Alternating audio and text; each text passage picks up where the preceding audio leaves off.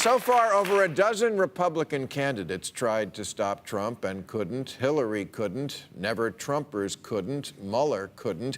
Is there anyone left who can check Donald Trump? Yes, Melania.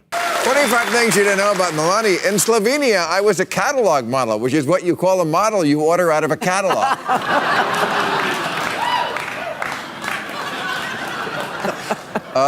I have no first language.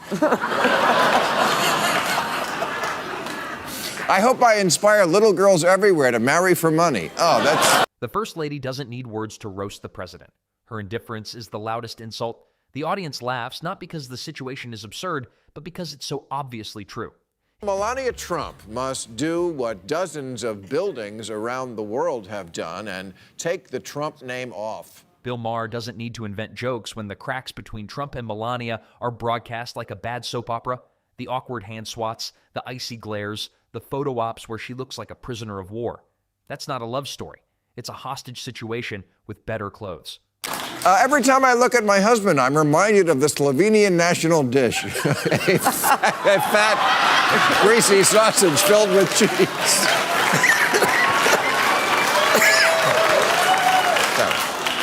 I once caught Mike Pence trying on my stilettos. Well,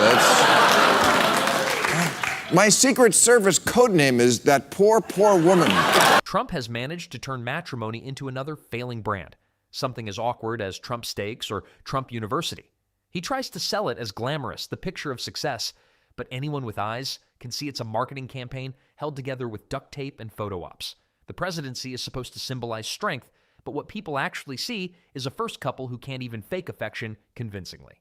That's fine for personal grief, but if it's political at all, we should acknowledge our 5 stages really are: someone on your side definitely did it.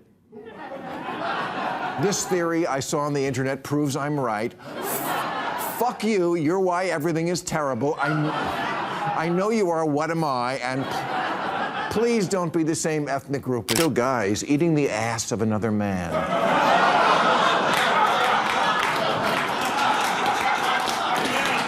Some even talk like him now, with the crazy, over-the-top exaggerations. About our new tariff policy, Commerce Secretary Ludnick said, "These policies are the most important thing America has ever had." Melania herself becomes a character in this comedy roast. She looks less like a partner and more like someone counting the days until parole.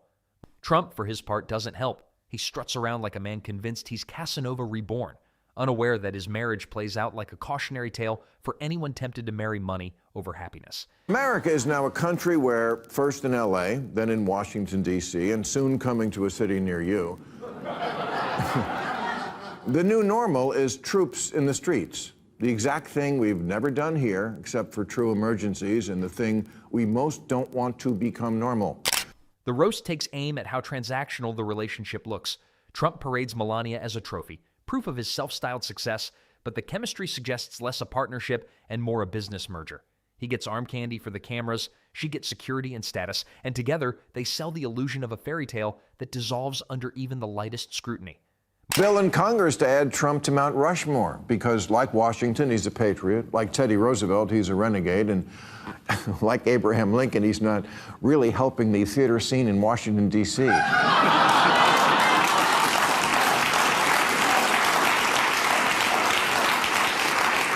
Yeah, the Kennedy Center is not something I really care a lot about, but I do care that an American president doesn't see anything wrong with him personally taking it over, or that his communications director, Stephen Chung, said it was justified because Trump, quote, is a virtuoso.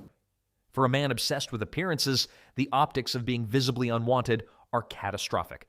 The roast digs into the bizarre Christmas decorations Melania unveiled during her time as First Lady. Here's what happened. Remember DOGE, the Elon Musk-helmed Department of Government Efficiency that brought in a teenage squad of tech geniuses to reduce the size of government and didn't even do that? Well, one of them, a 19-year-old named Big Balls, got jumped in D.C. last month by some other teenagers, one a 15-year-old girl. So Trump called out the National Guard. Maher skewers the irony.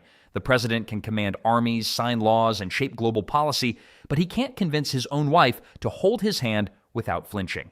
The roast digs deeper into Trump's history with women, reminding audiences that Melania isn't blind to the affairs, accusations, and scandals that have dogged him for decades. Maher frames her frosty demeanor as the perfectly rational response of someone who's endured endless humiliation on the world stage. She isn't cruel, she's exhausted. He was wrong when he tweeted the night before that I was critical of all things Trump. Not true. Check the tapes. Moving Israel's embassy to Jerusalem, loved it. The border did need to be controlled. I'm glad the cops are getting their morale back. DEI had gone too far. Biological men shouldn't be playing women's sports. Europe should pay for their defense. And of course, it makes sense that Arab countries should take in Arab refugees, like the million Syrians who wound up in Germany when Saudi Arabia took none. He said to me, "You're right, they took none." Maher makes it clear that Melania's silence speaks volumes. She rarely defends Trump, rarely praises him, rarely even acknowledges him outside of protocol.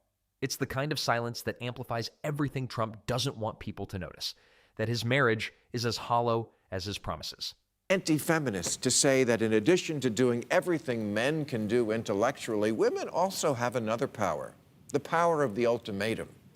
Getting men to change their destructive ways by threatening to leave them, humiliate them, or cut them off in bed, it's a tale as old as time.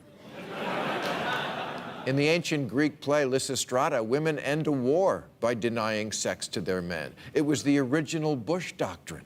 The comedy gold isn't just that Donald Trump is the current president who runs the country like it's a reality show. It's that his marriage is the spin-off no one asked for.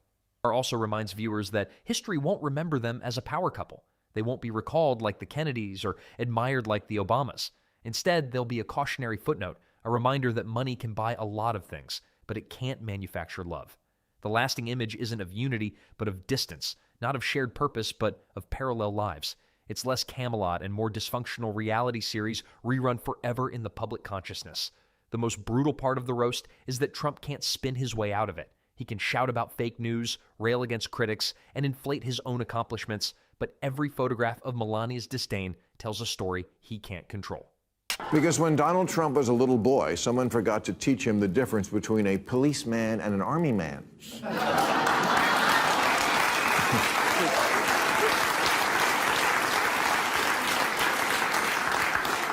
But there is a difference. The Pentagon is not Paw Patrol, and